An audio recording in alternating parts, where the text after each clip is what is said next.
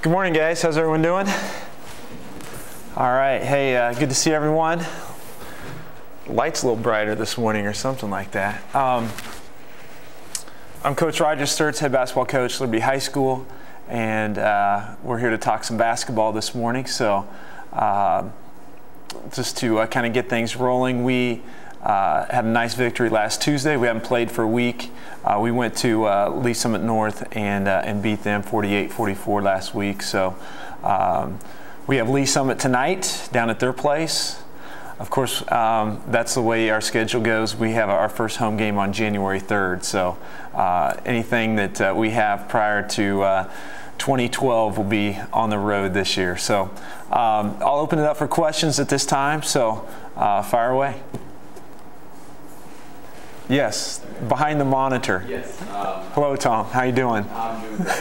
So, Coach, last week you talked about the game with Summit North, a really big opponent, and then you had that layover here.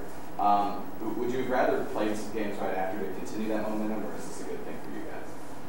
I told the guys after the locker room I wanted to play on Wednesday. I wanted to play right away. Yeah, you feel good about yourself. You just beat the #2 team in state. On their home floor. Yeah, you don't want to take any time off. You want to keep playing. We played well that night on both ends, particularly on the defensive end, but we played well on both ends of the floor, I thought. That's what you have to do to beat a top-ranked team in the state. And you know, this is one of those situations where, gosh, you know, I kind of enjoy snow skiing out in Colorado. And I don't want to stop. I always want to keep going, and so that's why I like Keystone, because you can ski till 9 p.m. at night, and you just keep going and keep going. You don't ever want to stop. So yeah, it's kind of like that. You played well. You feel good about yourself. It's a huge upset. So yeah, you'd rather play right away, and that's what I told the guys after the game. So yeah, disappointed that we didn't have a game Friday, but that's how the schedule works. We needed the practice time. And it allowed us to allowed our staff to get out and scout, and we needed to scout for some upcoming games too. So it all worked out for good. Yes, ma'am. How do you keep your team motivated throughout the week until your next game? That's a good question. How do you keep motivated throughout the week until your next game? You know, I think in sense of basketball, it's a lot easier than for say football. Football's tough. You play one game a week. Now it's easy to get up for that game, but how do you get ready for practice and especially the practices on Tuesday and Wednesday, the tough days and pads? You know, that's mentally that's a challenge mentally. In basketball, I think it's a little bit easier because we have more games, which in sense it's harder than for say football, like I mentioned, to get up for all those games. But for practices, we're not practicing as much, and so I think in terms of that, just fewer amount of practices between games, that makes it easier. But in this situation this week, like I told the guys after the game in the locker room, yeah, hey, I wanted to play right away, but in the same breath, we have a lot of stuff we have to work on, and that takes practice time.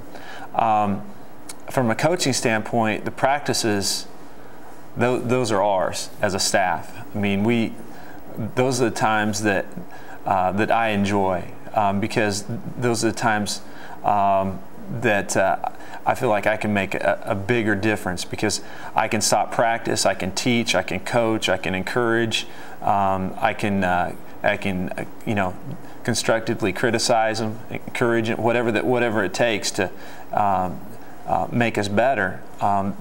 I have that opportunity to do that. In a game situation, some of those variables are out of my control.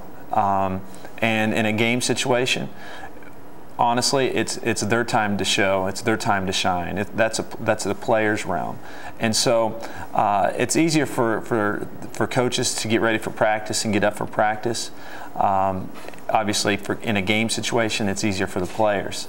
But overall, you know, overall, we had a great week of practice. We had a good one yesterday, and I think we're ready to go for Lee Summit tonight. Yes, Tom. Coach, in your last game, Sam Griffin made 14 straight free throws, a school record. What has his impact been on you guys this year? Yeah, how about that? 14 out of 14 from the line as a sophomore. Just, you know, that, first of all, very, very proud of him. He's come a long way in a short amount of time. And basically, Sam's got a lot of talent. There's still a lot left that we can get out of him and that he needs to work on. He realizes that. But anytime you go 14 out of 14, you're doing a few things right. Number one, you're being aggressive with the ball. Number two, you're in great rhythm. Once you get to the line, you're in great rhythm. And number three, it kind of coincides with rhythm. You have a tremendous amount of confidence. You know the ball's going in. And so he didn't swish every free throw, but you knew every free throw was going in. It just kind of set up there on the rim. There wasn't any way it was going to roll off. So that was a neat thing. I actually drew up a play. We need to get the ball in bounds late in the game. We were up 2 points, and Kellen Turner, another sophomore, just went 2 for 2 from the line. And so as a coach, you're going, okay, hey, this guy has just made 2 for 2, swished them both, very, very confident player, and I had confidence in him. And so we drew up some stuff. Okay, when we inbounds the ball, Kellen Turner's got to get the ball because he just made 2 free throws. They both looked good, and I felt good about having him on the line. Well, what Lisa McNorth did, very good job. They double-teamed him, didn't allow him to touch it, so Sam was our other option. Well, that was a good option to have because at the time he was 12 for 12. Actually made his last 4 late in the game. At the time he was 10 for 10. Then he went 4 for 4 in the closing seconds of the game. So proud of Sam, but he's worked hard at his game. He'll continue to work hard and work harder to make himself even a better basketball player. Yes, Joe. Who would you say be like some of the leaders on the team? Which guys are getting better every week? Leaders on our team, and that's one of the things that our program has always had: phenomenal leaders, leaders that can do things the right way, say the right things at the right time, and then some guys that can actually do both. And that's when you have a tremendous leader, is someone that can walk it and they can talk it, and they can back everything up that they say and do. So you know, we've had the opportunity to mold leaders, teach leaders, teach players how to lead and things. And right now, you know, the guy that's just doing a great job of leading us, especially verbally, is Kyle Rutliff. You know, he's very energetic. He's extremely positive. I wish I was that positive, but he's an extremely optimistic, positive person. And those type of people are contagious, and those are the type of people that I want on our team because number one, it affects the team, but it also affects me as a coach and things like that. So Kyle's just done a tremendous job. Brandon Chapman, I have to mention him because, in all honesty, I think he's probably the heart and soul of our team. He does some things that our team does, and we kind of play our style and our play, I think, as a team resembles his style. He's a blue-collar player. He's a tough player. He's one of the toughest players that we've had come through here. I've mentioned before, he's going to set the school record for charges taken before it's all said and done. And so that in itself defines toughness, and I think that our team has some of that, and I'm looking forward to seeing more of it. But I think Kyle and Brandon and Max Francisco have just done.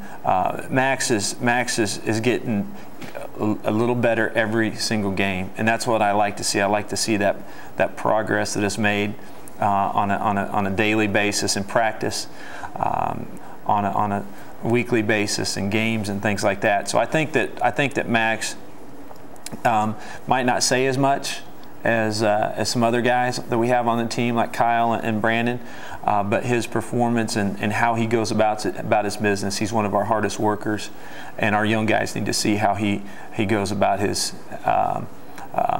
about his job and how well he does it. So those three, off the top of my head, are pretty amazing to me. Yes? Going into your game, what are some areas you hope to see have improved from your long practice? Great question. What areas of improvement do I want to see between last Tuesday and tonight? Number one, offensively, we've got to take better care of the basketball. We're just making some careless decisions. We're a smarter team than that, but we just have to have more confidence and more toughness when it comes to taking care of the basketball.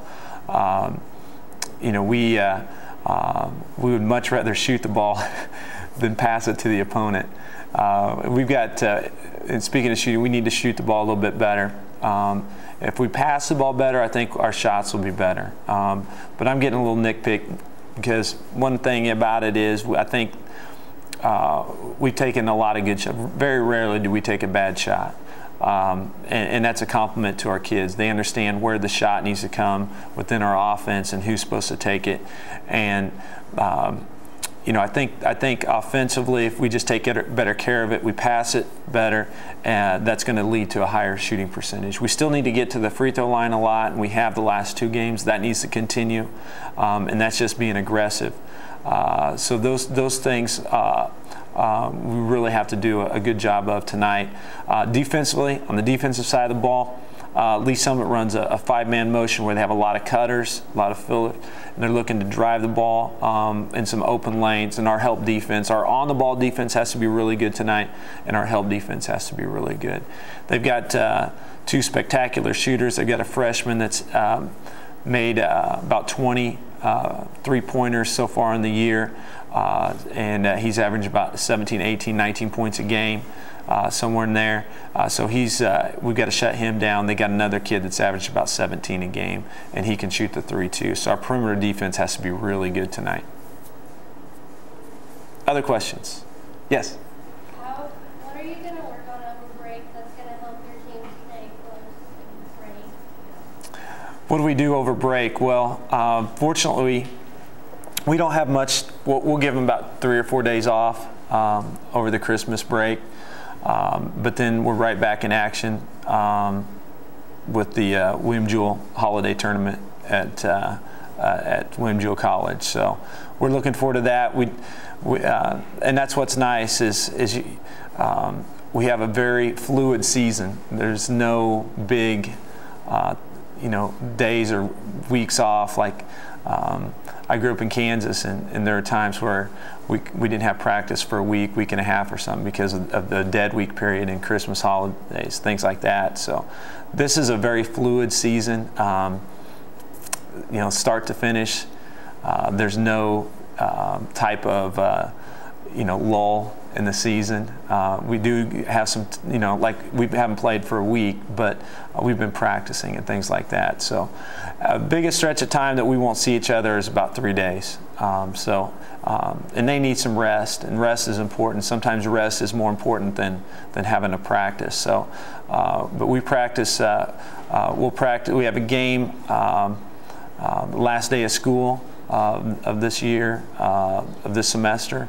And then we'll give them a few days off and then come back and be ready to go for the Jewell tournament. Well, hey, I appreciate you guys coming in this morning. It's been fun as always. I hope you have a great day. If you're able to make it down to Lee Summit tonight, I think it's going to be a great game to watch.